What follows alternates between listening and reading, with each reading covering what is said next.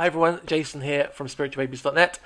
Joining us for another episode of Ask Rabbi Singer, or Ask Tovia, or Ask whatever it is. Whatever I put up as the title of this, it's what it is this week. It changes every week. Rabbi Singer's just got back from a tour in Israel. There's 2 tours in as many months. We're really happy to have him back. Also, don't forget to head over to Outreach Judaism and buy his 2-volume work, which I have on the shelf up here, and it's never very far away. Let's Get Biblical series. Now, you might have I won't say older book, but his first edition. This is brand new and it's all updated. It came out, I think, early last year, and it's well worth getting. Awesome stuff. You can go and buy that there or on Amazon if you want. So welcome back, Rabbi Singer. It's really good to see you. This is the first show I've done this year, in this secular year, 2016. So you're number 1 for this year, which I'm pleased to say. Did you have a great time in Israel in December? I think it was, wasn't it? Yeah, I mean, both tours we did were just amazing. It was just, I've done so many tours over the years, and these were the best tours, the ones that we did with Jono. And then a nice-sized tour that we went with Indonesian folks to the Holy Land, walking through Scripture.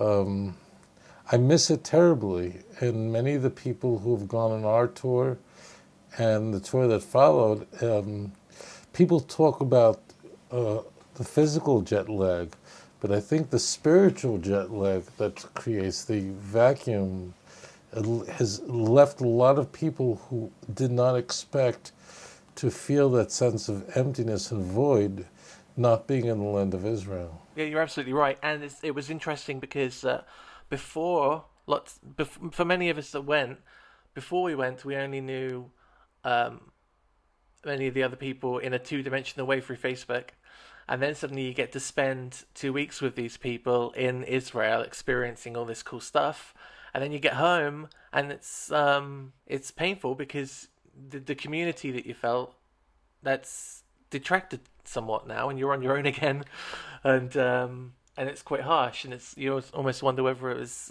better to not know what it was like to be around so many like-minded people, especially if for many of us you don't get to live in a community. So I'm looking forward to, God willing, we'll be back on the tour bus in November. You can head over to Truth to You now and put down your deposit if you want to join us 2 weeks in the Holy Land. It's going to be really cool. So we have a question, one that comes up quite a lot. This one's from Facebook, and the question this week is: why do you place the Talmud over the Bible? Did you forget Deuteronomy 4:2? Where did God say it's okay to add to my words as long as it's for instruction and learning? Where does it say that in the Bible that the Talmud is divinely inspired? I think the core crux of this question is, why does Judaism use the Talmud as a point of reference? Isn't that against the Torah? It is very clear to me, and I whoever you are, I don't mean this condescendingly, but it's inconceivable, almost inconceivable, that someone who comes from a traditional Jewish background of my own would ask that question. It would be the equivalent of asking a Christian, if you're a Christian, just so you get this, how do you have the book of Isaiah and consider that the word of God? Isn't having the book of Isaiah adding to the law?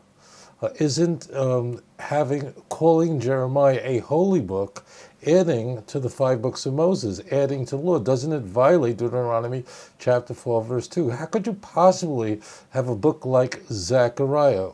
What are you doing with a book like Hosea? You're adding to the Torah.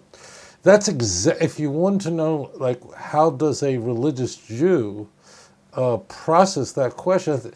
So if you're a Christian, that's exactly the way you would recoil at that question. It is, I think, almost a perfect parallel to how a religious Jew processes that. And strange, I mean, you have to pause for a moment and wonder, why is it that the only people who question the oral Torah, it appears, are those who don't keep it? For those of us who do keep the oral Torah, as someone else who comes from a Methodist background, who loves the book of Isaiah, the book of Isaiah doesn't add anything to the 5 books of Moses in terms of commandments. Deuteronomy chapter 4, verse 2 tells us that you cannot add any commandments to the Torah. For example, you're not allowed to, the Torah tells us on Sukkot, you can't, you have to have 4 species that you shake, you can't add a 5th. Strangely, the same people, and I don't know if this person's a Christian or not, don't seem to have a problem with the entire works of Paul. And Paul wrote a considerable part of the New Testament. He constantly is saying that you don't have to keep the law, and that he's taking away from the Torah, saying it's been made a curse for us. And it's not just for Gentiles, as most people think, but Paul is addressing Jews in Romans 7 as an example. With that said, I think that there's something behind this question. It seems to me, because for a long time I wondered why people are asking this question, because these Christians brag about the fact that Jesus and Paul came from a Pharisaic background. They believed in the oral Torah. The Christian Bible says the Pharisees sit in Moses' seat. In fact, almost none of the stories in the Gospels where Jesus is arguing with his interlocutors is over anything in the written Torah. It's almost always in the oral Torah. And Jesus never, even in the New Testament, never criticizes the Pharisees, and they're always being criticized, never criticizing them for adding to the law, for having an oral Torah. It doesn't even exist. This conversation doesn't exist. But here's where I think it comes from. I think that people who were in the church may feel that they've been lied to for a very long time. They have believed things that were not in the Bible, meaning in the Tanakh and the Hebrew Scriptures. For years, they devoted their lives to worshiping Jesus, believing the doctrine of the Trinity, presuming that these central doctrines of salvation must be all over the Jewish Scriptures, and they just took a man's word for it. And I think that when Christians begin to apprehend that, in fact, the fundamental creeds expressed in the New Testament and in the church are not only inconsistent with Tanakh, but are opposed by the prophets of Israel, there, I think, emerges a trust issue. This is my feeling. This is what I sense. There's a sense of, I'm not doing this again. I am not going to ever put myself in a position where I'm going to be in a relationship and find out that I've been cheated on. And that's really what it is. That's what it seems to me. And this is very, very hard for people, because they go, you know what, I'm not doing this again. Because the last time I didn't follow exactly what it says in the Tanakh, but I allowed other ideas of men to creep in, I wound up committing adultery against the God of Israel. And I won't do it again. And if I'm going to do that, I better have a lot of evidence, because these are fantastic claims. This is my feeling. Now, for the Jew who's been religious all of his life, he or she knows that it is not possible to keep the commandments without an oral Torah. You can't even read your Bible without an oral Torah. The very vowels under the letters, which tell us not only how to pronounce the words, but what the words mean, are only derived from the oral Torah. Jason, you and I went through on Torah Pearls 2.0. We went through the entire 5 books of Moses together. You can just move those vowels together. We've done it 100 times. And just the placement of those vowels, which is entirely oral Torah. will change the entire meaning. So as it turns out, this will shock some people, the Christian Bibles in 99.9% of the time rely on the oral Torah, our vowels, to tell them what the word means and not only what sound it makes. So therefore, to the religious, we're going, what are you talking about? We wouldn't, if the Torah tells us we're to slaughter an animal, but doesn't say how to do it, we, of course, have to have that information. There's a massive amount of missing information in the Jewish scriptures. So let's walk this back and explain what the oral Torah is for those who are listening. Why to us the oral Torah is exactly what the book of Isaiah is. Can we as well, because I think we may have, my personal experience of moving from Christianity to where I am now, I know that this is sometimes what happens. People take the word Talmud and they take the word oral Torah and they think it's the same thing, when it isn't, because the Talmud is more about the conversation through Jewish learning and the sages and tradition to try and understand some of what the oral Torah is trying to say, right? And so what happens is that we then believe that for us outsiders, we see, when we hear Talmud, we think oral Torah, but it's not necessarily that. And it's worth mentioning that the Torah does say that if a matter is too difficult, you should turn to the sages of the day. And I thought that it's worth bringing that in, that the Talmud is as much about learning and tradition and intellect as it is about the core principles that are listed in it.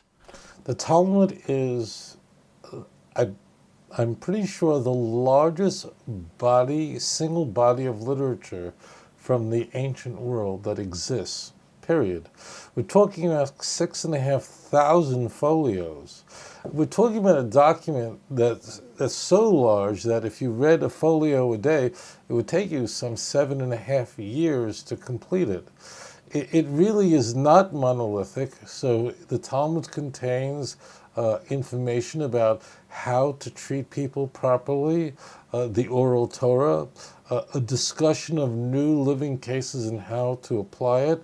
The Talmud contains the kind of wisdom literature that you would encounter in the book of Proverbs, and prayer literature and praise literature that you'd encounter in the book of Psalms. So this is not a monolithic book, but again, when someone uses the word Talmud, and again, whoever asked this question, I am grateful to you, because it means you're thinking about God and His Torah, and you're not thinking about who's going to win the World Series. So it means that your mind is in the right place. So let's just very clear, we're going to use the word oral Torah because Talmud is so not monolithic. Talmud is full of enormous sayings, parables. It's all there. It's beyond the scope of this broadcast to go into it, but I have to explain what the oral Torah is. Okay. First of all, the Talmud does not add one other commandment to the 613 that we encounter in the 5 books of Moses. It would be like a newspaper where you saw the headlines, and imagine you took a scissor and cut them out and put them on a wall. And so you get a sense by looking at the headline of what the story is about. You'd have an incipit, but you wouldn't have how to do it, or what happened, all the details. The oral law tells us, well, how do you implement this? Example, when the Torah says that you may not do any work on Shabbat, or you have to afflict your soul on Yom Kippur, on the 10th day of the 7th month. And if you don't, you'll be put to death. What does that mean, to afflict? You've got to get it. It can't be whatever you think it means. The reason it can't be subjective is because the punishment is a capital punishment. Now, as it turns out, it was almost unheard of for the capital punishment to be carried out because of the high standard of evidence necessary in the book of Deuteronomy. But it's clear that there's something very specific. The Talmud lists for us, for example, what activities are uniquely prohibited on Yom Kippur so that you are properly afflicting your soul.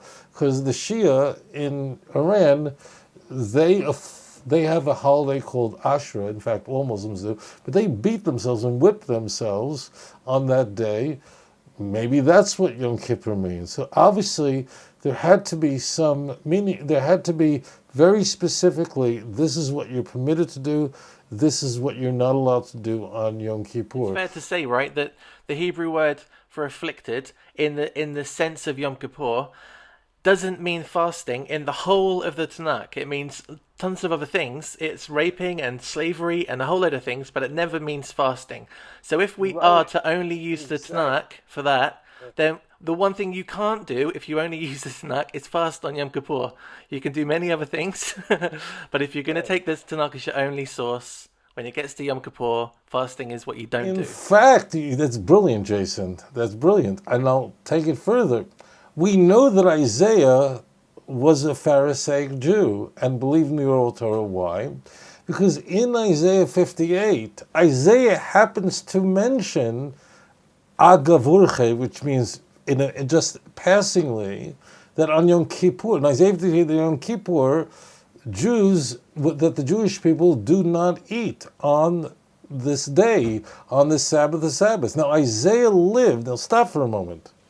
Isaiah lived 600 years after the giving of the Torah at Mount Sinai, approximately. So what that means, what did they do for 600 years? Obviously, Isaiah is telling us that the Jews always knew, in fact, because he's not saying, I've got a new idea for you. It's just passively saying, and you're fasting on your Sabbath of Sabbaths. It's actually in the context of a criticism that the social justice is inadequate. But the point, that means that is not even the point of his message. So it's not like Isaiah is the father of Orthodox Pharisaic Judaism. He's just saying, that they're fasting on their Sabbath of Sabbaths. So therefore, if it is a violation to say that fasting on Yom Kippur is a commandment, because it would be. This is very important. If we are wrong, I want to make this clear. First of all, we're going to work out the Surah part. If the Jews are wrong, that means Orthodox, traditional, hated Judaism is wrong. I threw that in to make sure you're paying attention.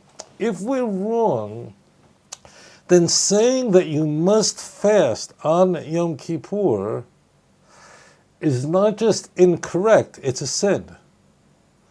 It is a sin because the Torah says, as you said in Deuteronomy chapter 4, verse 2, that you can't add to the Torah, which you can't add to the Torah. You can't say that on Yom Kippur that the Torah commands us to beat ourselves over the head.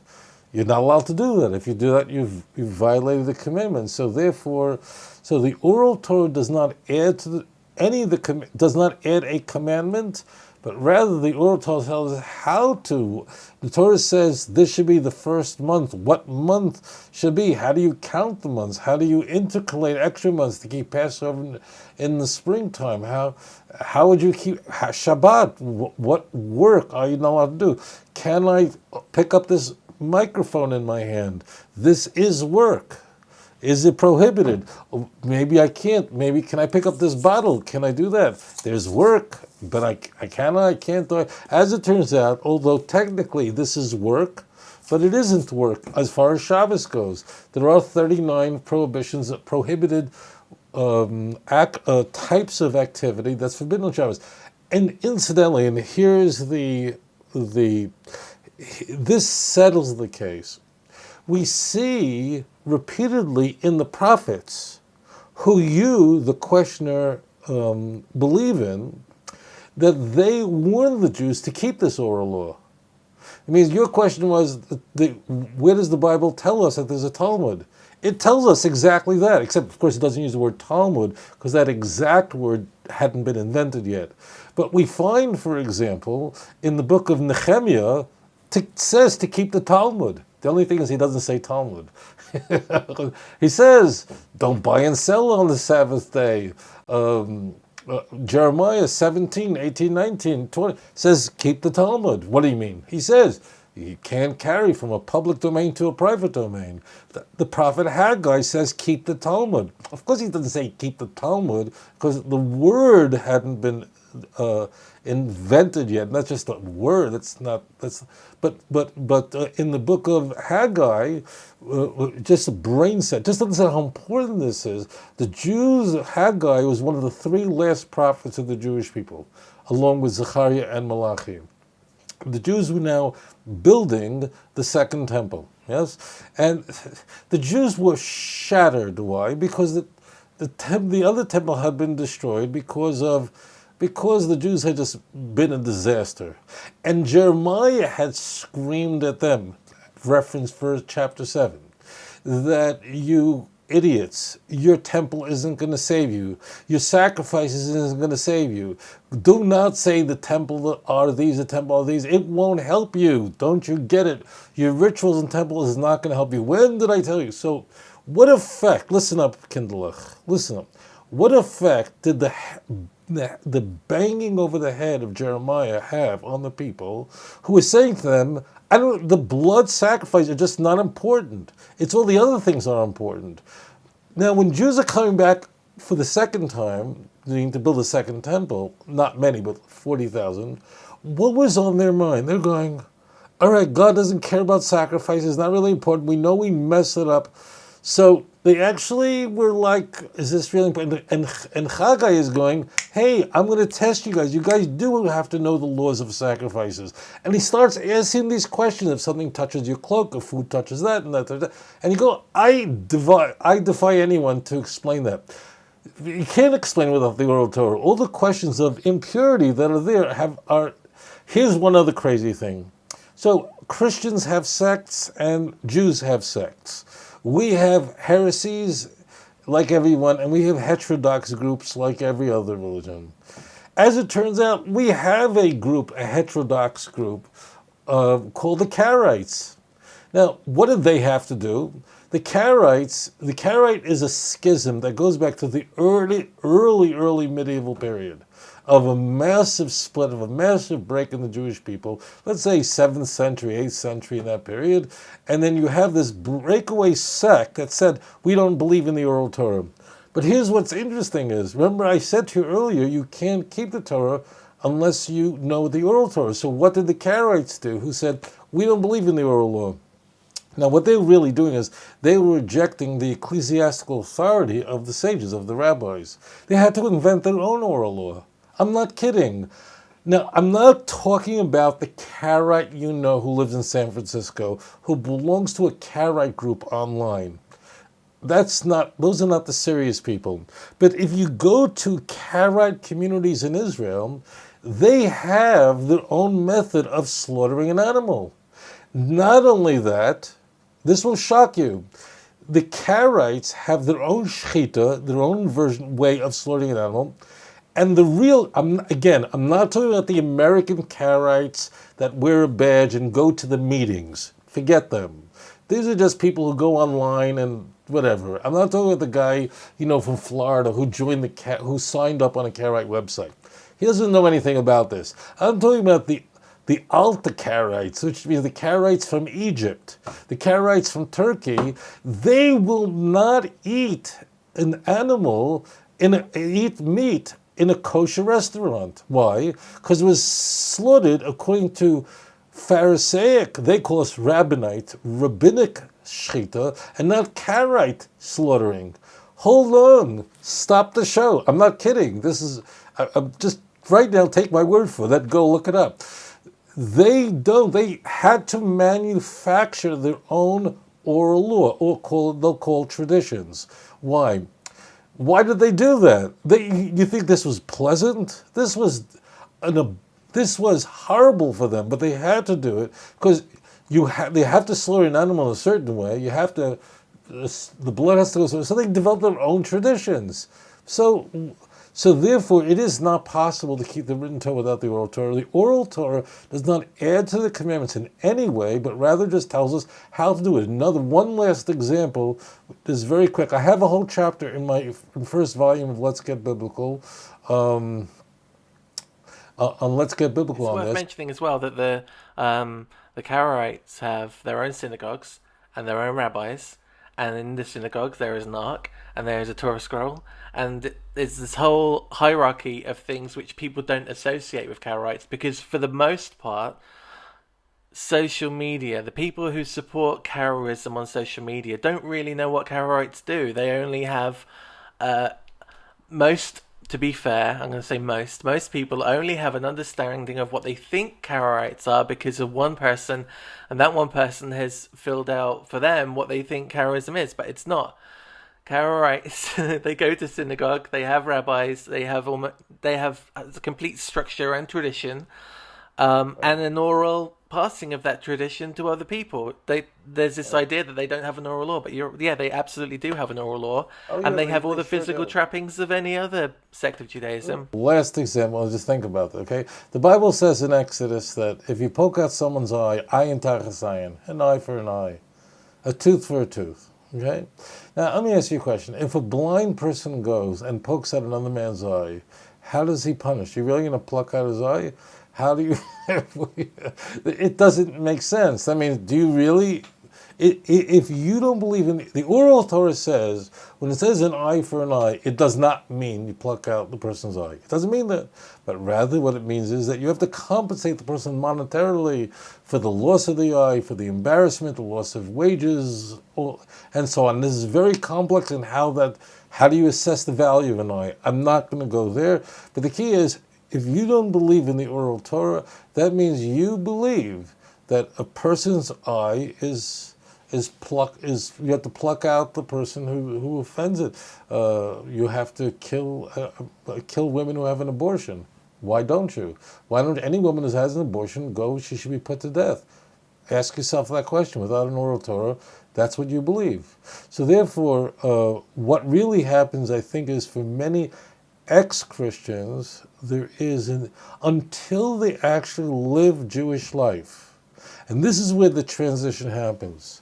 As long as the former Christian is living in a Christian world, they struggle with this.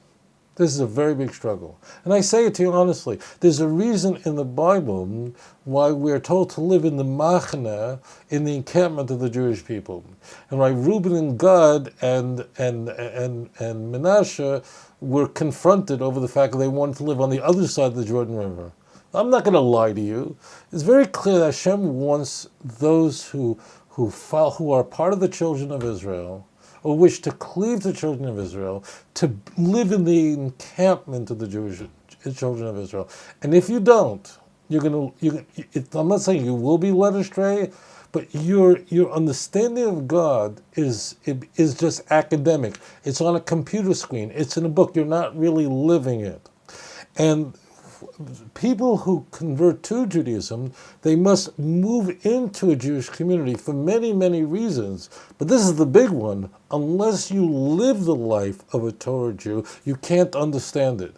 It's just academic. It's only on a piece of paper. You're just understanding ideas. But until you actually try to apply it, it becomes absolutely impossible. So I say this to you who were in the church and have struggled with this, it's because you're not living in a Jewish community. This becomes a problem. The moment you're living in the Jewish community and see how observant Torah Jews live, just like Nehemiah lived, immediately it becomes clear to you that the oral Torah telling us how to live every moment, when to say Shema in the morning, everything is explicit. Without an oral Torah, we would never understand how to observe it. But this is the problem of people who live in a spiritual wilderness. Okay, no, and I completely agree. Certainly from my perspective, it's many years before I got around that concept, and it was because of the baggage that I was carrying out of where I'd been. I took off my Jesus t-shirt, but I was still wearing the boxer shorts of shame and the overcoat of anti-Semitism. It takes a while to get because you're told for so long that you can't listen to these and all these Jesus stories and the rabbis are evil and all this stuff. So I'd suggest if anyone has got concerns or worries, to study around the subject. Find out what a Talmud is before you decide you don't like it. If you would have told a first century Christian that there is no oral Torah, they would have sent you to a psychiatrist. I mean, this was unknown to the earliest Christians. You see, as I said, oral Torah all over the place. Paul says the oracles were given to the Jewish people, Romans chapter 3. I mean, it's only the only people who don't have the truth are the Sadducees in the Christian Bible, because they didn't believe in the oral Torah. Now, here's one other point. There are traditions that we have that are not in the written Torah, that are not in the oral Torah. That means, that, for example, which some Christians keep actually, and that's lighting a Hanukkah menorah. Where does God command us to light a Hanukkah menorah? So all you people who oppose lighting a Hanukkah menorah, I don't know what to do. I would say you're adding to law. By the way, Hanukkah is in the Christian Bible. So the Torah does call upon us to act modestly, for men and women not to dress like the nations of the world. What precisely is that modesty? Is there certain things that people do in order to protect the integrity of the Jewish family? Is there certain boundaries that we put up around? The Torah does say that you should guard my commandments. Well, how are we to do that? So we do, if for example, we know we don't buy and sell on Shabbat. And that's in Nehemiah chapter 10 and 13. Look it up yourself. So a religious Jew doesn't touch money. It's very much the way other people who don't even know anything about the oral Torah, they know that adultery is forbidden. But I think that many people would say, I think going into a strip club, while it technically is not adultery, is in a sense, you're going to wind up in sin. And a person who really loves their spouse would never go to such a place. So that we're not saying that going to a place like that, or going to a naked beach, whatever people do, we're not saying that's adultery, but certainly you'd be a fool to believe that you can be in an environment like that and it will not lead you to sin. So therefore, a Jew who fears God does not go into such a place. That is a tradition. That's a tradition of Jewish people as they protecting the commandments. But we are not allowed to say that that is the commandment, and that's a critical distinction that has to be asserted. Fences, right? It's about fences. My wife's a vegetarian, and she doesn't eat meat. That's the whole point of being a vegetarian. But she doesn't just buy vegetables and hope that's enough. When she goes out to the shops and she gets a tin of pasta sauce or bag of chips, she checks the back to make sure that they're good for vegetarian. Even if it's cheese and onion or ready salted, she'll still check the back. And when I read Talmud passages that talk about these fences, that's how I look at them. That it's not saying that if you want to eat chips, you have to read the bag. You're just making sure that you won't make a mistake there and putting something in place that protects you and protects the thing that you're trying to cherish. Jason, just as a point, it actually says that in the Torah. It's not like the rabbis went and go, this is really dangerous business. We should protect laws.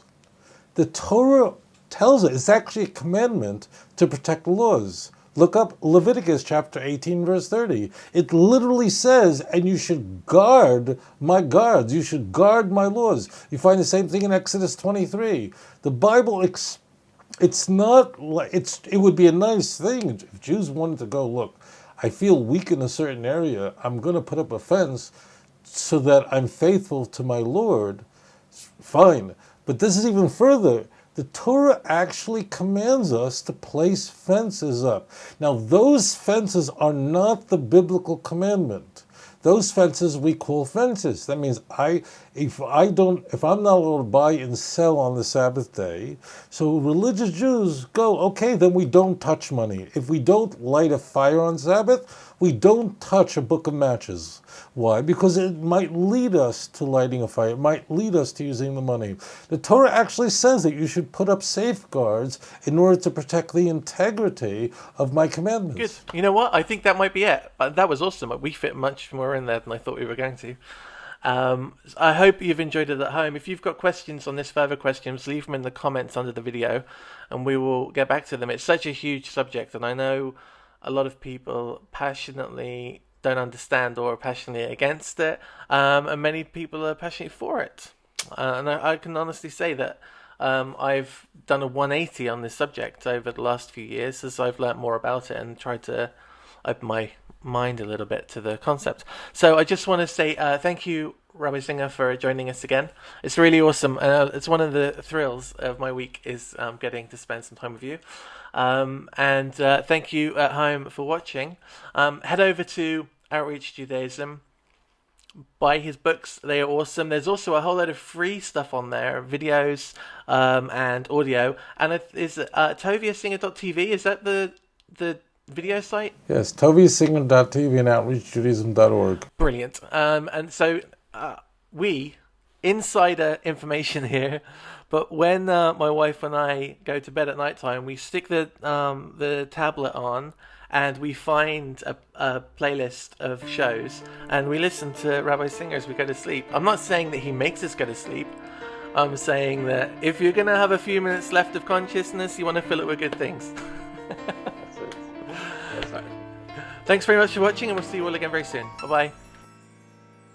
אדון עולם אשר מלך בטרם כל יציר נברא ועת נעשה בחפצו כל אזי מלך שמו נקרא ואחרי ככלות הכל לבדו ימלוך נורא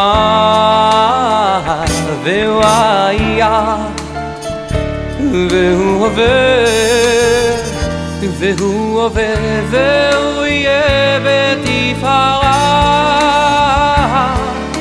אדון עולם אשר מלך בטרם כל יציר נברא לעת נשא בחפץ הכל אזי מלך שמו נקרא ואחרי ככלות הכל לבדו ימלוך נורא והוא היה והוא הווה והוא יהיה בתפארה אדון עולם אשר מלך בטרם כל יציר נברא לעת נשא בחפץ הכל אזי מלך שמו נקרא ואחרי ככלות הכל לבדו ימלוך נורא והוא היה והוא הווה בתפארה והוא הווה והוא יהיה בתפארה אדון עולם אשר מלך בטרם כל יציר נברא לעת נשא בחפצו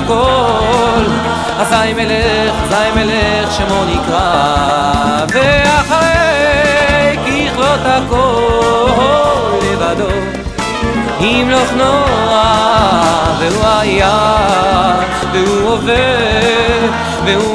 והוא יהיה בתפארה אדון עולם אשר מלך בטרם כל יציר נברא לעת נשא בחפץ הכל אזי מלך שמו נקרא ואחרי ככלות הכל לבדו ימלוך נורא והוא היה והוא הווה והוא יהיה בתפארה אדון עולם אשר מלך בטרם כל יציר נברא לעת נשא בחפץ הכל אזי מלך שמו נקרא ואחרי ככלות הכל לבדו ימלוך נורא והוא היה והוא הווה בתפארה והוא הווה והוא יהיה בתפארה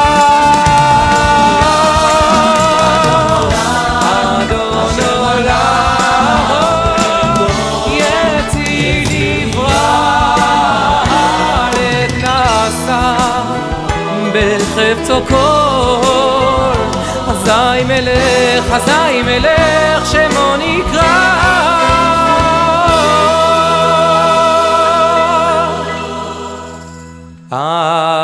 אדון עולם אשר השם הלך בטרם כל יציא נברא לעת נשא בחפץ הכל אזי מלך שמו נקרא ואחרי ככלות הכל לבדו ימלוך נורא והוא היה והוא הווה והוא יהיה בתפארה אדון עולם השם הלך בטרם כל יציא נברא לעת נשא בחפץ הכל אזי מלך שמו נקרא ואחרי ככלות הכל לבדו ימלוך נורא והוא היה והוא הווה בתפארה והוא הווה והוא יהיה בתפארה והוא היה והוא הווה בתפארה והוא הווה והוא יהיה בתפארה